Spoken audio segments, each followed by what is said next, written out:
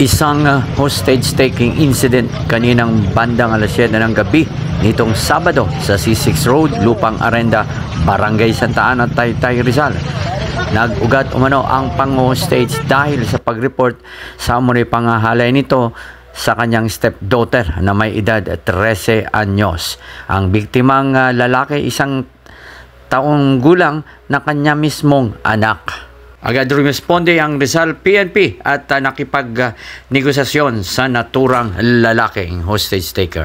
Umabot isang oras mahigit ang negosasyon at narito ang pahayag ni Police Colonel Felipe Maragon, Provincial Director ng Rizal PNP. We ensured a peaceful resolution of the hostage situation kanina sa Taytay. Initially, based doon sa investigation na ginakandak natin ng ating kapulisan sa Taytay, itong subject allegedly involved in a rape incident yesterday. And ang nasaklap dito is yung stepdaughter. And yun nga, nung nai-report nung kanyang partner sa barangay and sa police, doon na siya na-trigger yung kanyang behavior kanina at tinakas niya yung biological son, yung bata kanina, at in-hostage din sa mismong highway ng C6 sa Lupang Arenda. Ilang taon yung bata? Less than 2 to 3 years old din. Yun ang assessment namin kanina. Tapos sir, ano yung gamit-gamit niya? May patalim siya, no? Na yun nga yung nakikita ko kanina, medyo delikado dahil nakatutok sa leeg ng kanyang Anong oras po nangyari yung incident? Well, na-inform ako ng Taytay Chief of Police kanina, mga around 6:30, mga 7, magsi-7 na kanina. Paano po, ano po yung ginawa ng police para hindi niya ituloy yung hostage? Well, unang-una dyan yung pag-control sa crowd, no? Dahil ang daming tao kanina and yun nga yung pag-manage ng traffic. Dahil nagkukos na ng traffic yung crowd kanina sa Lupang Arenda. Yung pag-manage sa situation. Paano po napakiusapan?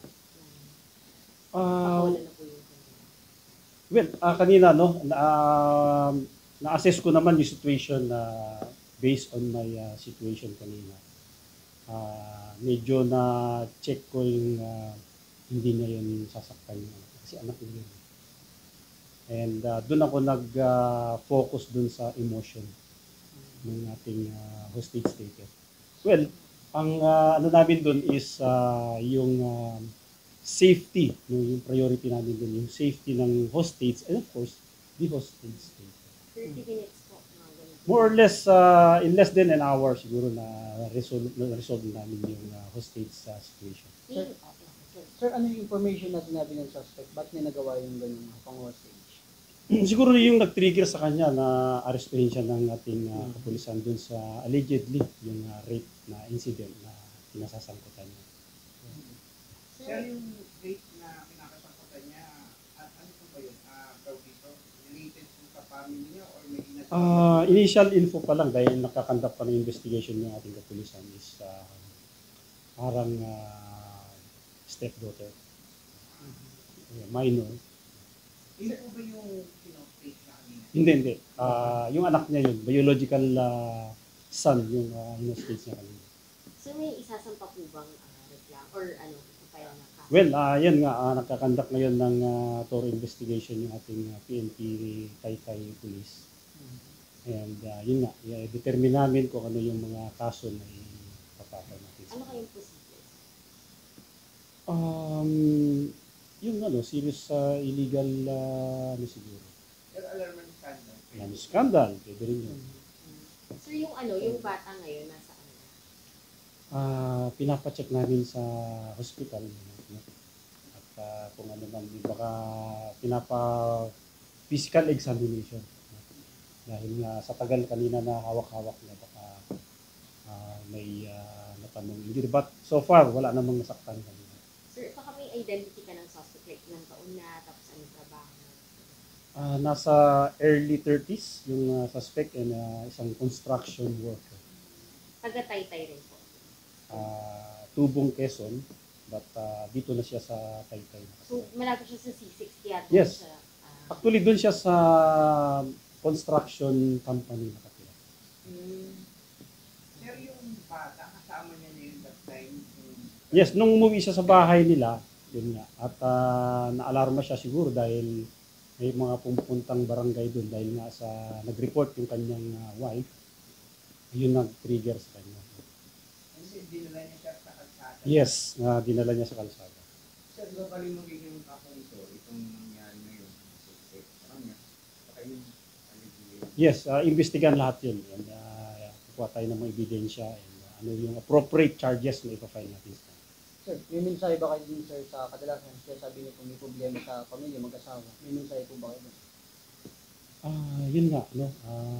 Sana hindi na humantong yung mga ganun. Dahil initially, yung pamilya, supposed to be nare-resolve yung mga ganung insidente. At yun nga, nangyari yung nangyari. So, kami naman sa PNP is kami nagpapasalamat at walang nasaktan. Nasave natin yung hostage mismo na bata. At na-resolve natin ng maayos at mabilis yung issue. Sir, yung taon po siya Mga less than 3 years old. 2 to 3 years old. So, parang kandung-kandung niya lang talaga. Yes. Sir, ako na, yung ano naman po, sir, kasi kanina na-mention ng mga ibang tao po, mga kapulisan natin, na kayo daw po mismo yung nakapagpapigil ng hostage taking. Ano po yung word na sinabi yung exact para po Yun nga, yung na-establish ko yung trust and confidence. Sabi ko nga, hindi provincial director, kung ano yung problema, siguro makatulong ako. No? And yun nga, nakita niya siguro yung sincerity natin. And yun nga, ang nakapag, ano naman sa kanya na sumuko. Yung assurance na walang mangyayari sa kanya, no? Tulad yung nakatatakot siya na baka bugbugin daw siya.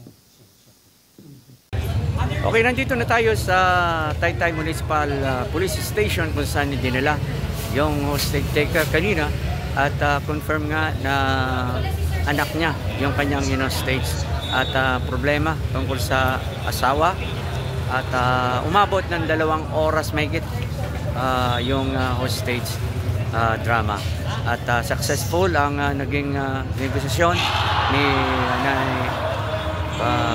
Police Provincial Director, Police Colonel Maragon. Okay, at mamaya kunin natin mga information sa Taytay investigation